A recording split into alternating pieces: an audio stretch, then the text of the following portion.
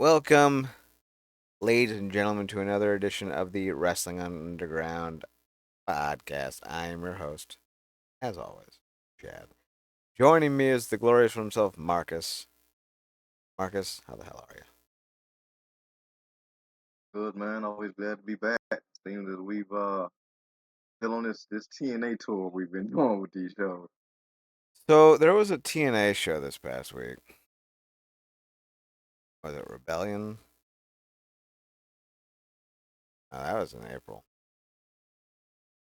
Emergence. Emergence, is that what it was? All I know is it wasn't good. And honestly, they haven't been in a long, long time. And I'm getting concerned. There are rumors, right? And we should talk about these rumors. Two big TNA stories happened. It was Emergence, good call. Um, two big news stories have popped up last 4 days.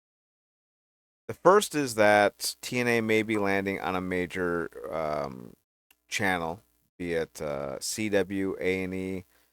Some have floated out USA Network. Some have floated Peacock.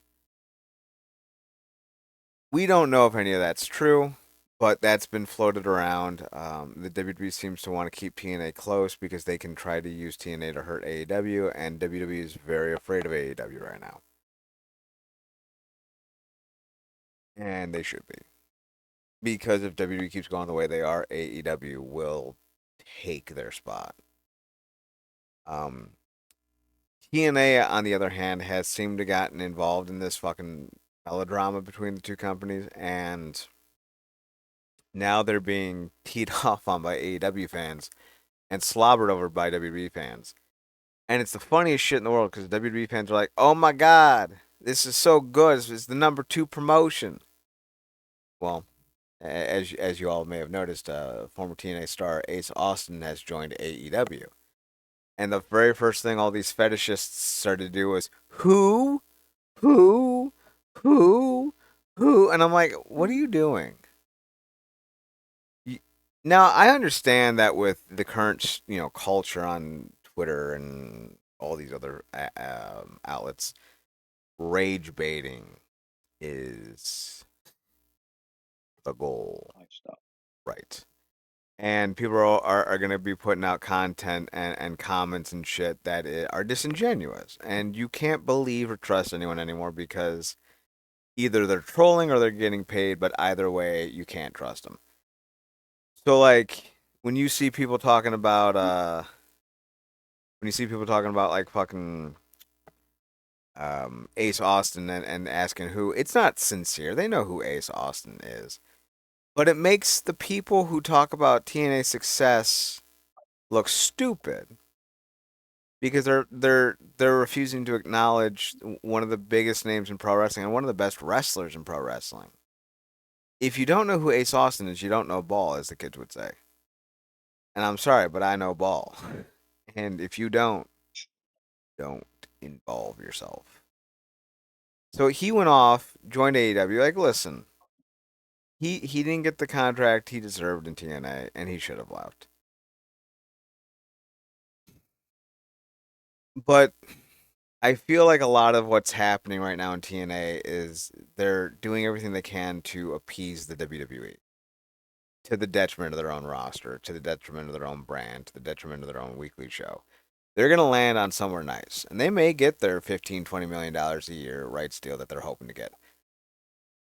But it's going to come at a cost, and it will be the last hurrah of a company that will soon get bought and devoured by the WWE. So it's odd, right? It's odd to me that this is the news that they're going to land on a major network more than likely, and all to help take away AEW's viewership. I think that's the stupidest fucking thing I've ever seen. But then again, this is the state of pro wrestling in 2025. Everything's a mess and the world's on fire. The other piece of news that came out of Emergence is that Sami Callihan has retired. I told Marcus off the air I do not believe this to be the case. I believe that Sammy will go and get himself into shape, let his leg heal, maybe do some stem cell, and come back, next year, end of this year, raring to go. We'll see if I'm right.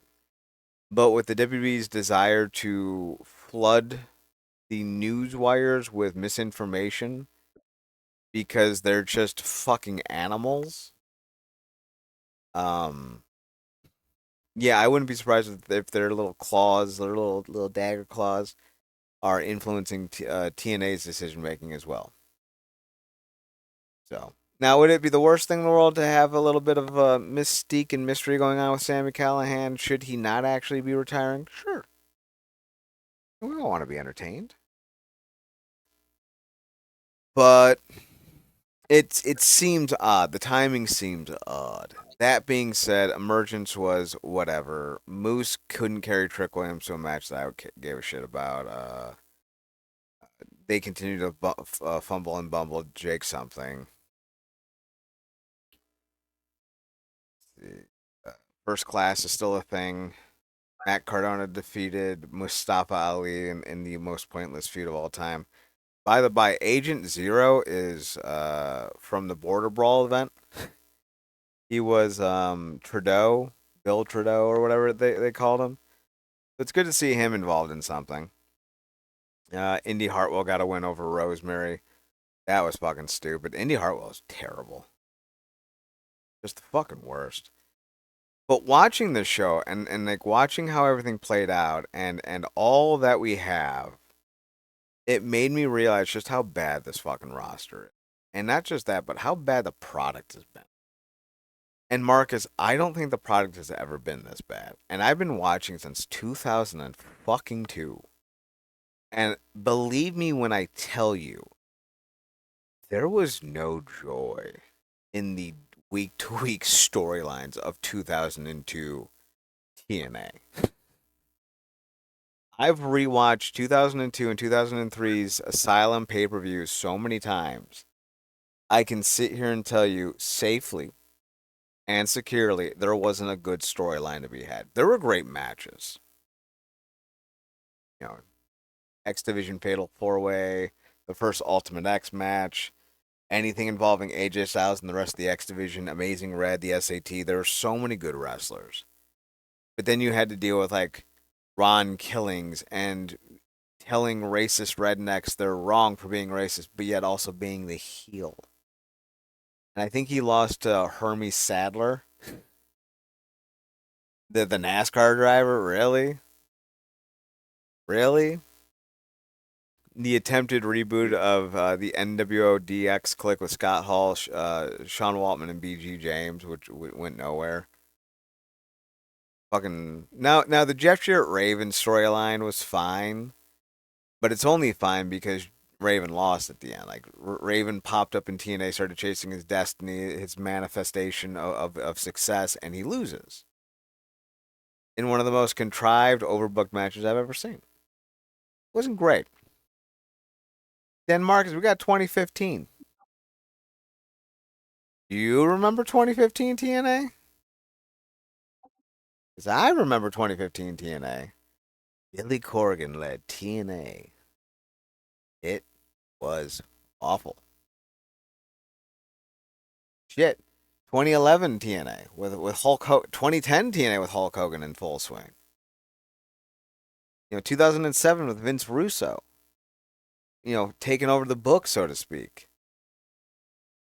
Some of the worst years in terms of quality I have ever seen from this company. And I think 2025 is taking the cake. You've jobbed out your champions multiple times. You've turned your most popular star, Joe Hendry, into a running gag, a walking meme on NXT, and your most violent, psychopathic women's champion, maybe of all time, Masha Slamovich, into just another body that you ran through. Because you have to curry favor with the WWE and NXT and Triple H. You got to Bob and Neil. Mm. to make sure Papa H is happy.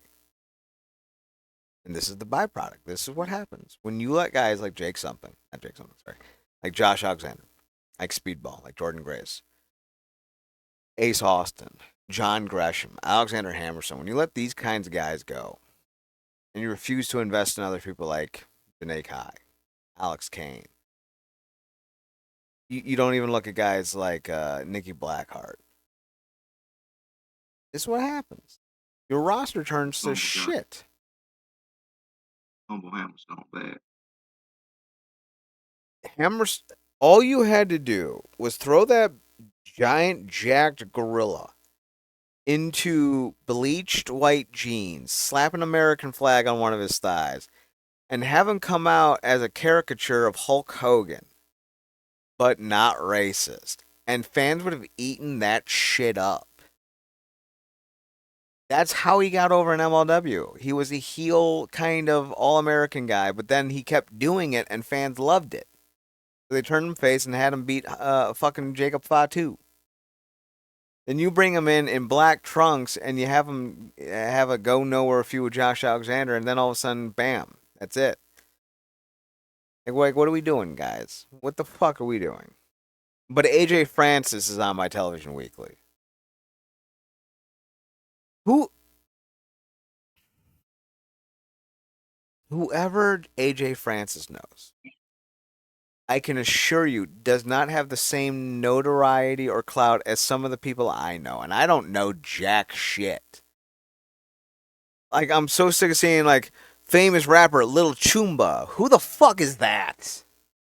Oh, this Instagram celebrity.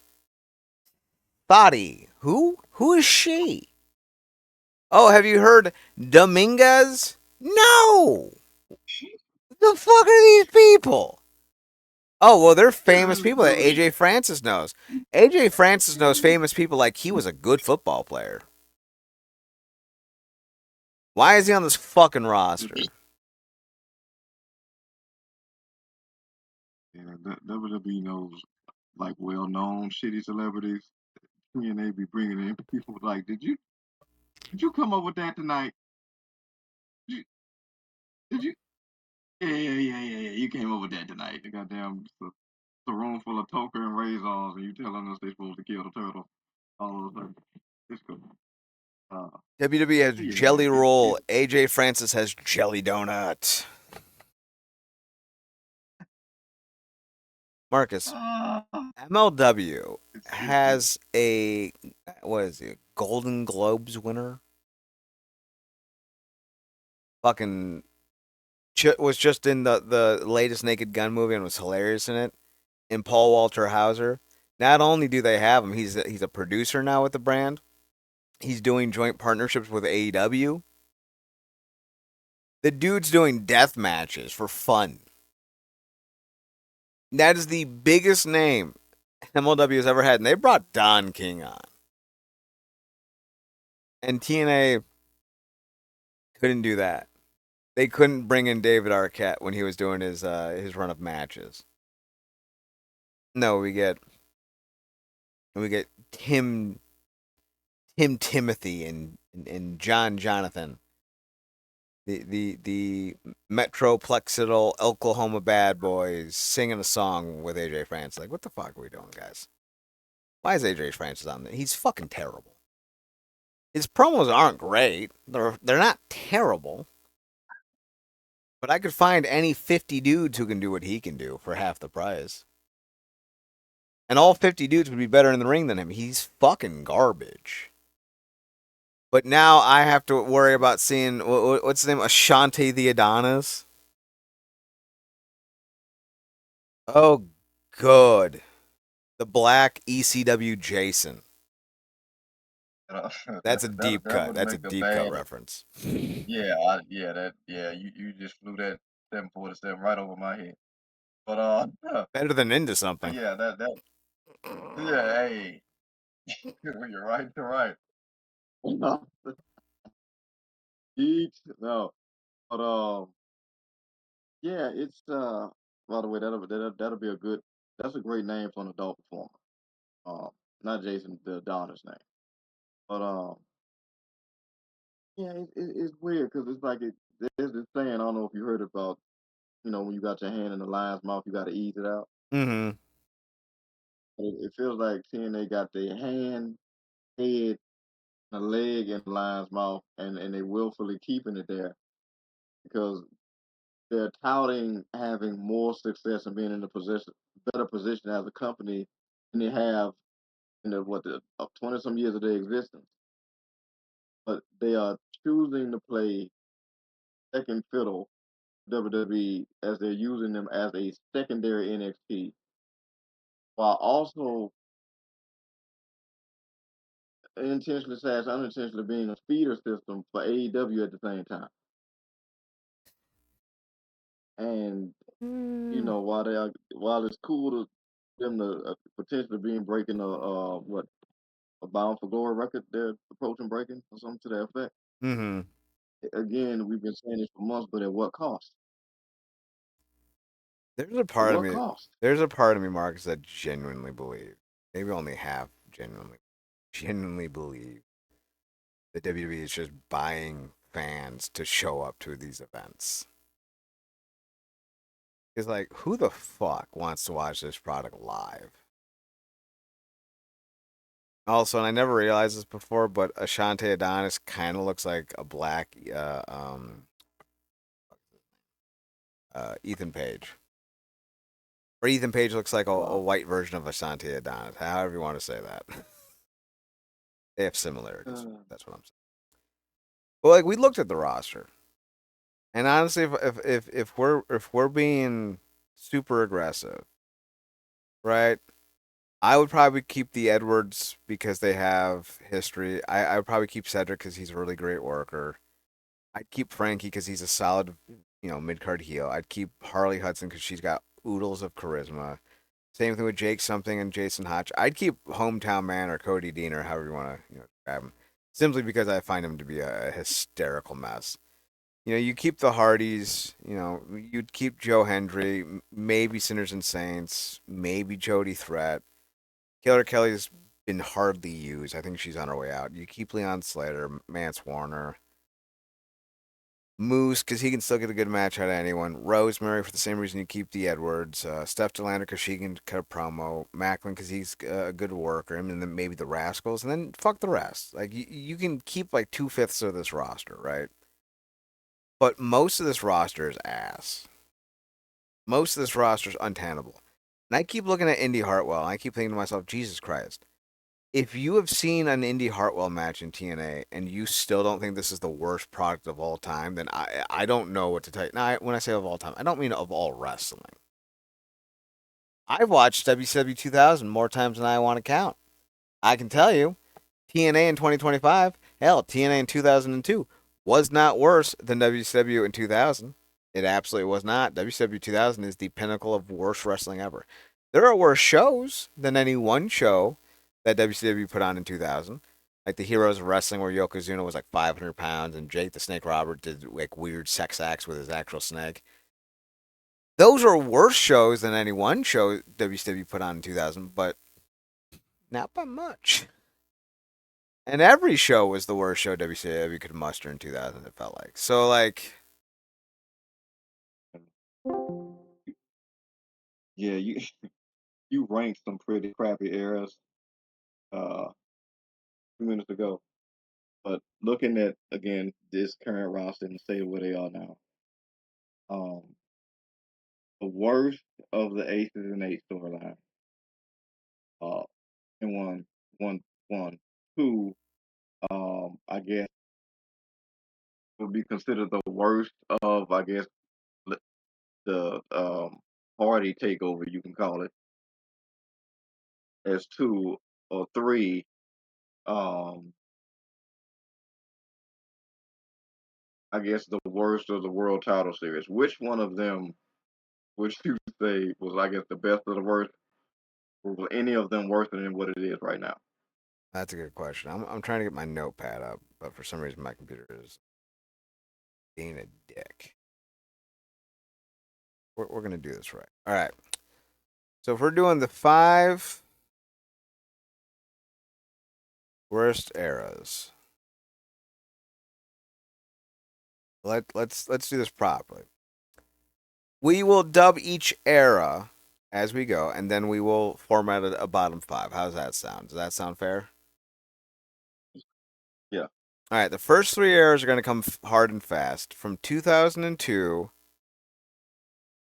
from June of 2002 to we'll say July of 2004. We'll call this the weekly era. Now I'd give this roster a D minus. Now you had AJ Styles, right? Like here. I have I have this awesome website, SmackDown Hotel, open for a reason. We're gonna use it. So here's what we had in 2002, and then we'll jump to 2003. And understand that the names you may be seeing are not great, and they may not be focal points, like Alexis Lurie, Abyss, CM Punk. Let's see who else we had. Loki wasn't really used that well. Monty Brown was not a thing to worry about. Sabu wasn't used well. Scott Hall wasn't used well. The ones who were used well weren't great. Like we're talking about guys like Kid Cash was fine. Jimmy Yang was fine. Malice, yeah, he was around a lot. The Harris brothers were around a lot. Um, Sonny Siaki was pretty good, but he was pretty young and inexperienced. So like there was some there wasn't a lot of desire to see him. Brian Christopher was used a lot. BG James was used a lot. Brian Lee was used a lot. Hell, Brian Lee was one of the first tag team champions the company ever had. Who the fuck wants to watch fake Undertaker in TNA? And you have guys like Kurt Hennig who, like, damn, could have been, but then they died so quickly. Let's see, 2003, not much better, folks, not much better. You had Vader, Dusty Rhodes. Like, sounds great, but like Vader was pushing, 50, if not already 50, and he wasn't exactly his prime self anymore. Vampiro, Sting showed up for like two shows. Steve Corino was barely used. Roadkill showed up a few times. A young PCO. Raven did pop up. That was cool. Mike Sanders had a lot of fucking airtime in 2003.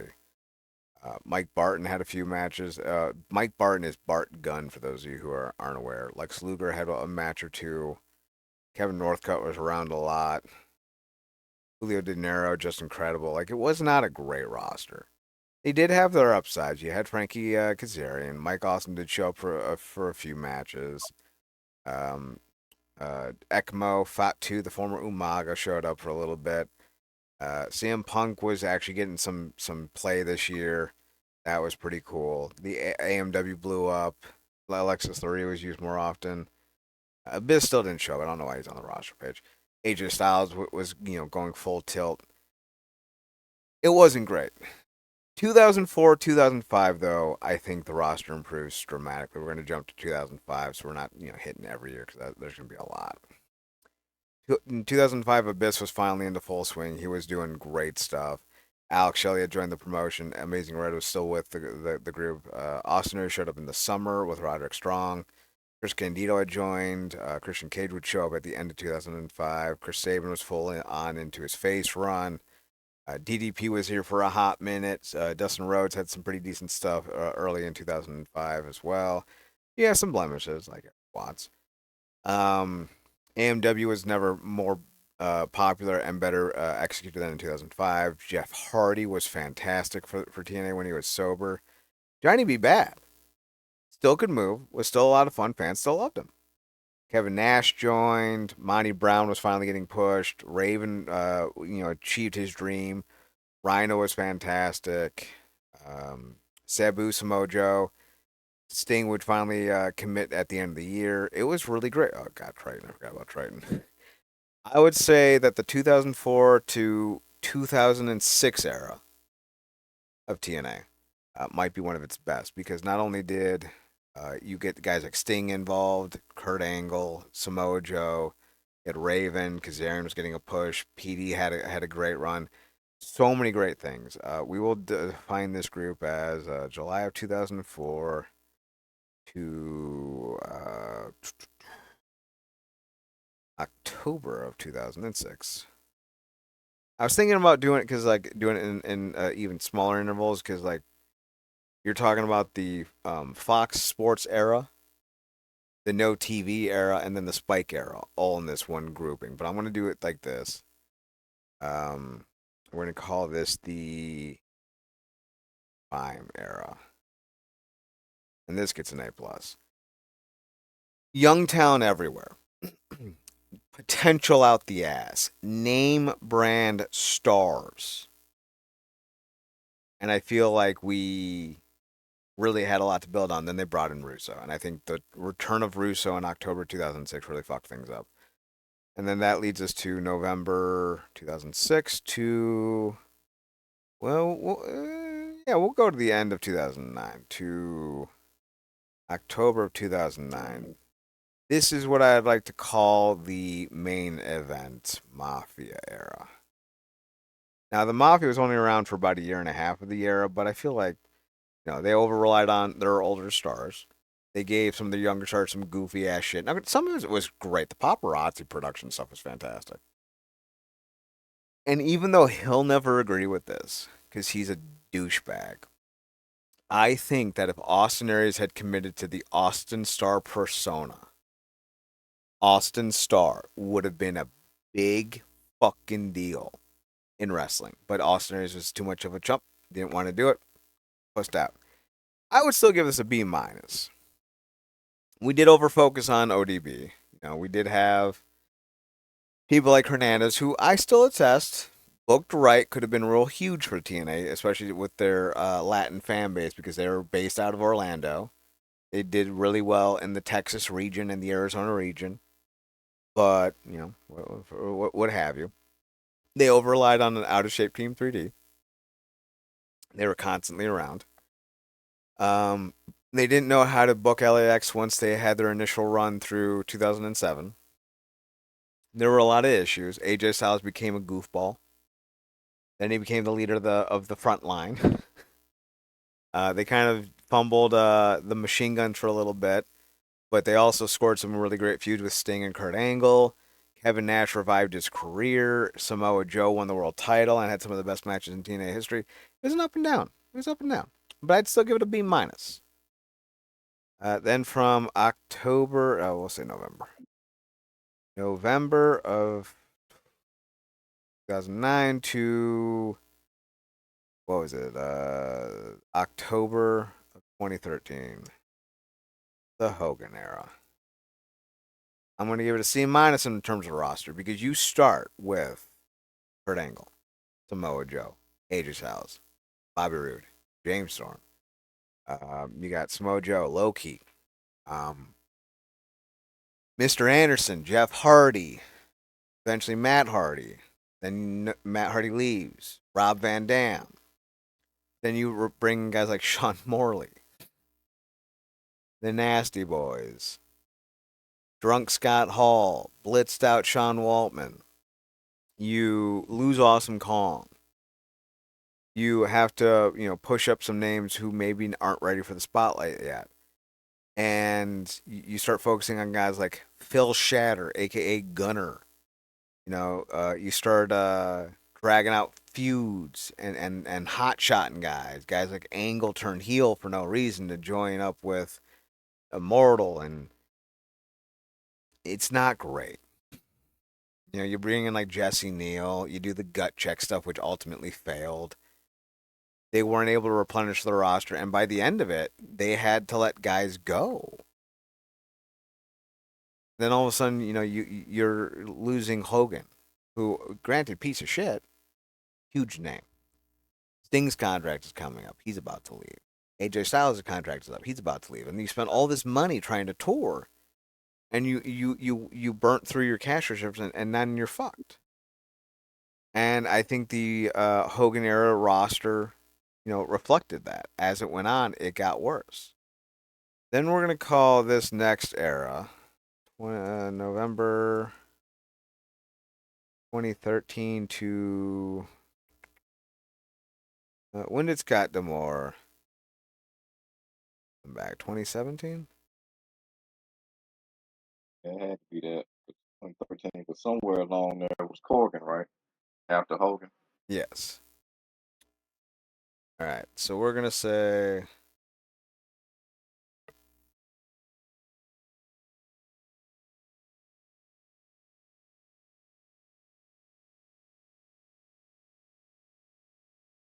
2017.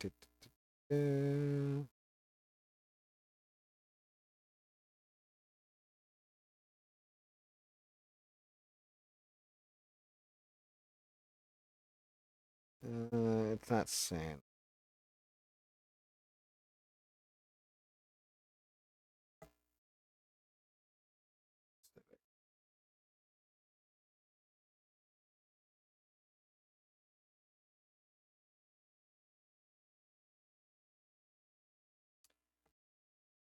I'm not seeing an exact date.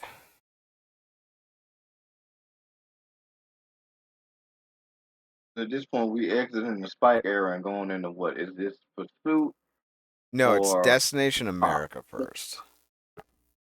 Gotcha, gotcha, gotcha.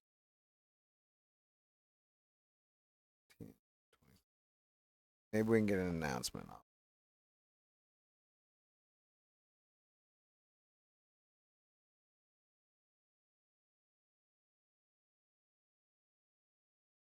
Okay, on January 5th, 2017, Jeff Jarrett was brought back to Anthem.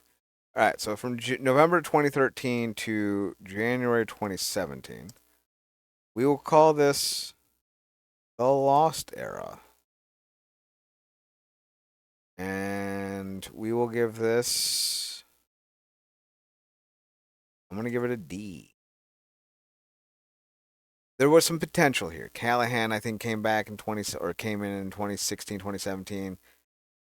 Eddie was in full swing. Bobby Lashley came back. But like you look at the time Billy Corgan ran the company, it's like from 14 on to say 16, you lost Styles, you lost Aldis, you lost Sting, you lost Joe, you lost Austin Aries, you lost Robert Roode, you lost James Storm, you lost so many names.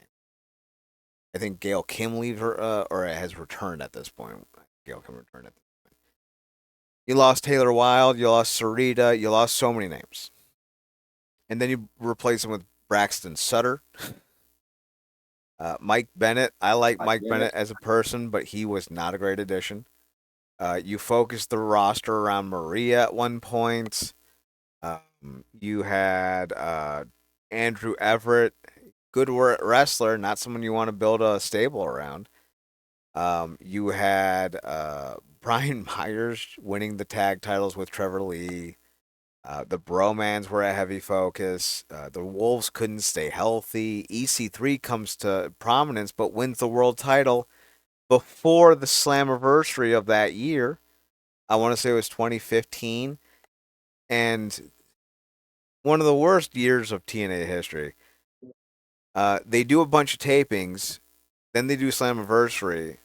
At Slammiversary, EC3 doesn't have the title. And then he does have the title. Well, he beats Kurt Angle on an episode of Impact, but that episode was taped before Slammiversary. And no one decided to think, hey, maybe we should just have the tapings after, or maybe we just, I don't know, don't show EC3 during the tapings, and we have EC3 win the belt at Slammiversary. Fucking stupidity, right? It's just fucking stupidity. Honestly, I gotta give it enough. It nearly killed the company. From February 2017 to we'll say January of 2023,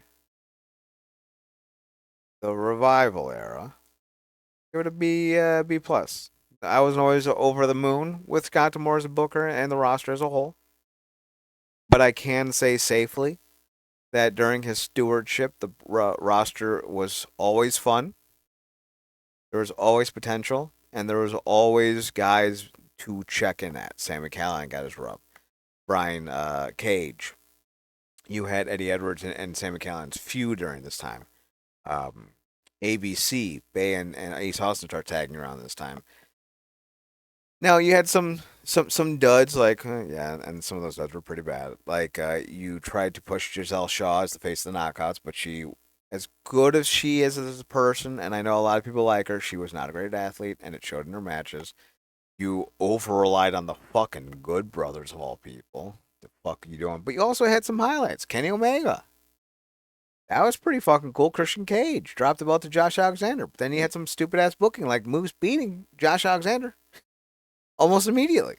So I think a B is fair. I think B for the roster and the execution of the roster for this era, fair. And I'd say because going back to that era with when it was such a heavy reliance on Dixie, and it came down to, and I think you remember when this happened, she had to get on a call with the roster to reassure everybody that they were going to find a network. Mm-hmm. Um, every week of that year, um, without fail, there was a story concerning backstage morale in TNA. That never seemed to be an issue during the Morris run.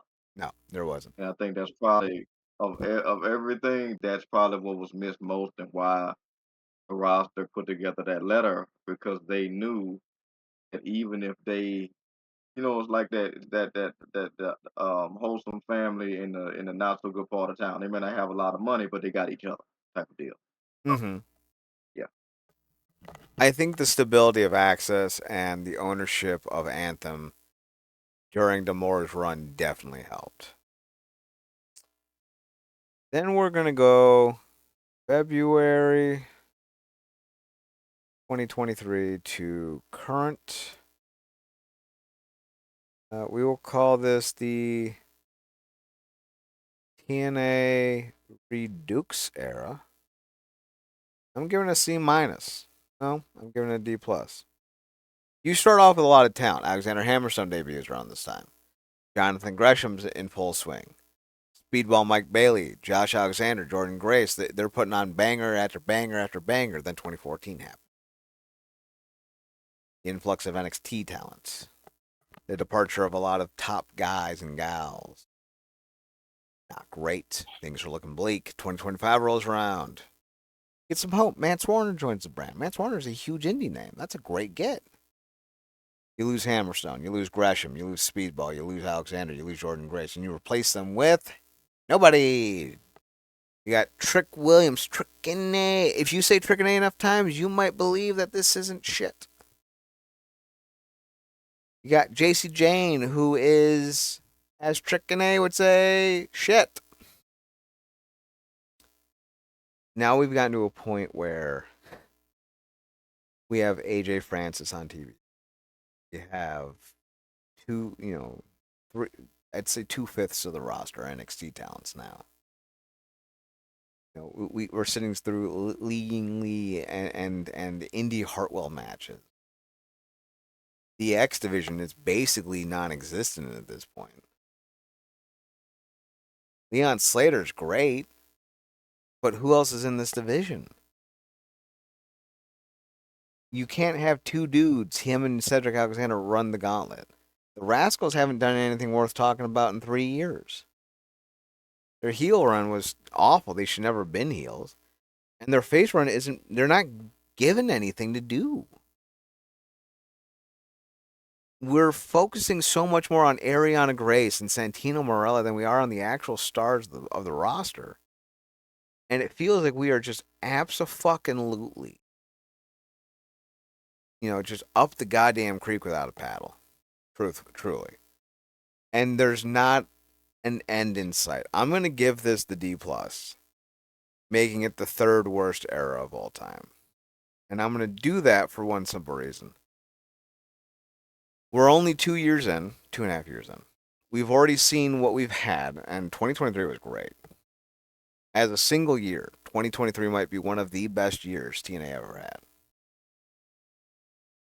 But the longer this NXT storyline goes on, the more kowtowing and appeasement TNA makes to Triple H and WWE, the worse this product gets. You just had your NXT bunch of nobodies beat the TNA Knockout Tag Team Champions on NXT. Joe Hendry, your biggest star, is popping out of cabinets. for lulls. I don't understand what we're doing right now, and I don't know why Anthem is so willing to destroy their brand. Is it working? You could argue it is. They put in 7,000 people for Slammiversary. That's great. But then they're not sticking around, Marcus. I watched every episode of the post Slammiversary tapings, and there's no one there. If you had 7,000 people at Slammiversary, maybe 900 stuck around, and that's being optimistic.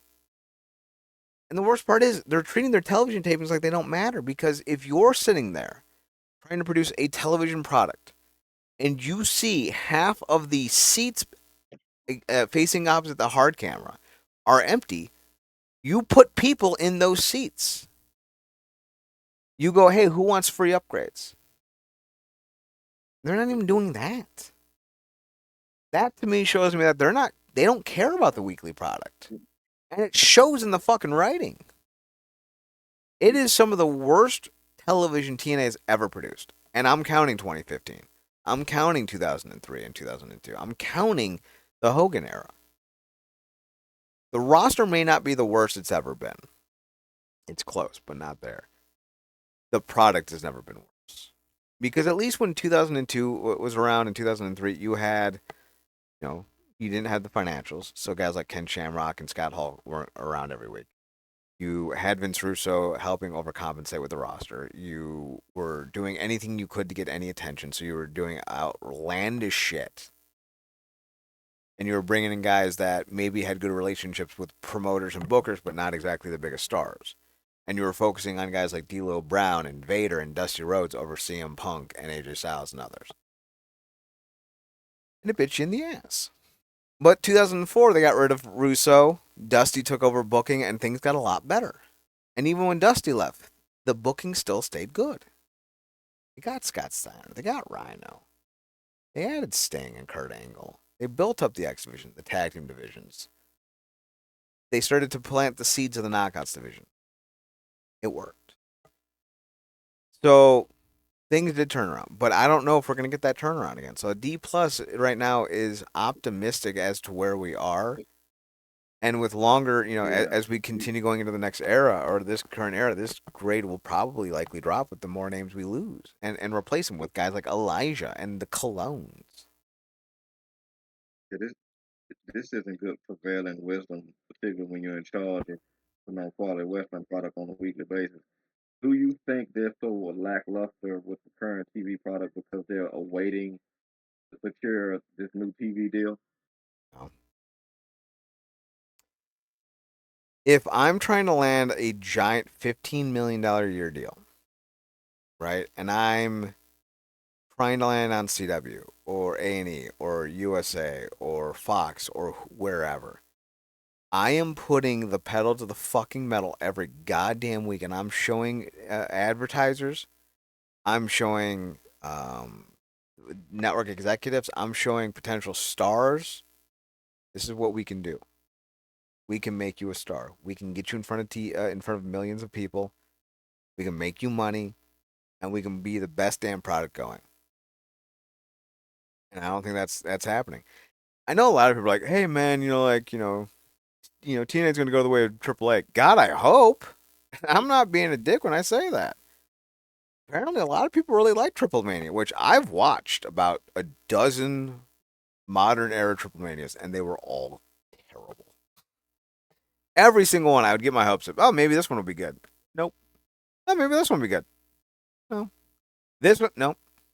Apparently, this past one with Dom and fucking Vikingo and what have you really entertained a lot of people. I've heard you say that before about those triple manias, which I've seen clips in there, but because it's like behind the shit of where they obviously had the talent, but that the show as a overall, which I'm guessing is their WrestleMania, was booked so bad that it took current WWE logic, which ain't a high ball either, and improve it. Mm-hmm. Like that's crazy. But again, this partnership, it's coming off more like WWE treating them like how Slade got treated in Blood Hunt when them mosquitoes hired him to go after the new wave of vampires. Like now, WWE's like, we need you to attack AEW for us. And it's like people like, anybody remember the last time TNA tried to go head to head somebody? Yeah, that's work Thursdays is their place. They got their own spot. They're not hampered by having anybody else on during that week on the same night, which would be disastrous from them if you already saying they already not pulling in the numbers, much less a quality show.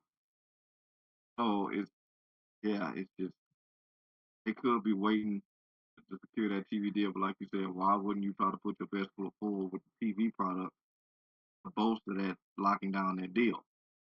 Or maybe they're waiting for something with WWE, which I hope to God is not ending up just another subsidiary like AAA. But at this point, much like the whole Joe Hendry thing, it's like you're setting yourself up for a long job interview that you're just waiting to officially book. It's one of the shakiest times to be a TNA fan, and it's sad because not too long ago we were, basically reasonably defending the whole thing with Demore. But I'm like, I wonder what would have happened if they would have actually sold it to Demore. We wouldn't be sitting through this. I can tell you that much. We wouldn't be losing every reason to watch this show. I'll tell you that much. Now, would it be better booked? Yes, but not by much. But it would still be better, right? I fear that this company is going the way that so many people have finally said, for years that it will go. It'll go out of business. We will buy it.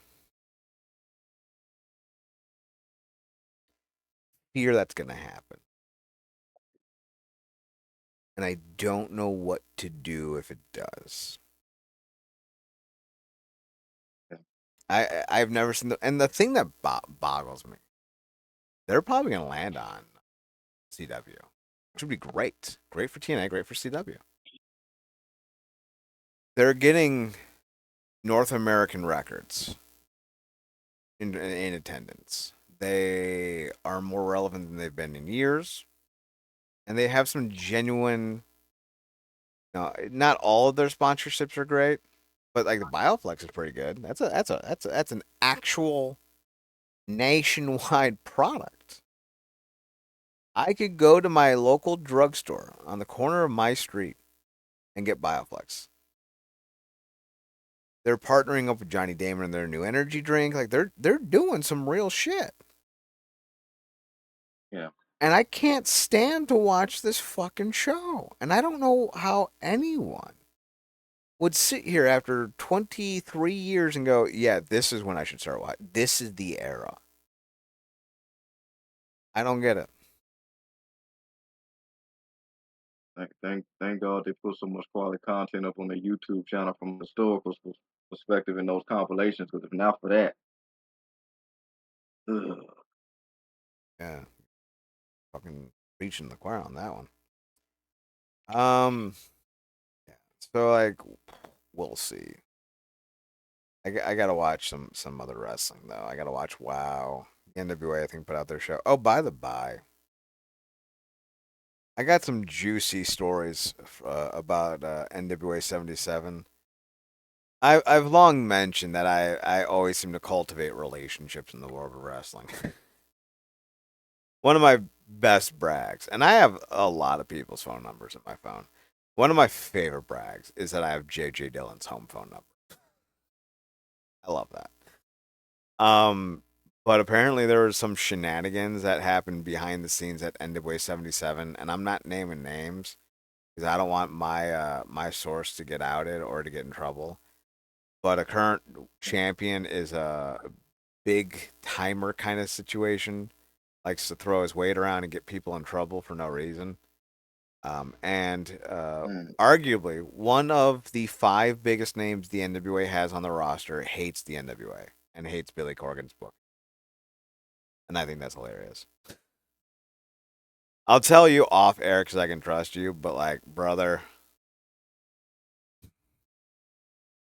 I don't know what's going on with the NWA, but I have a feeling that when some contracts end in the next year or two, you're going to be seeing these guys go elsewhere.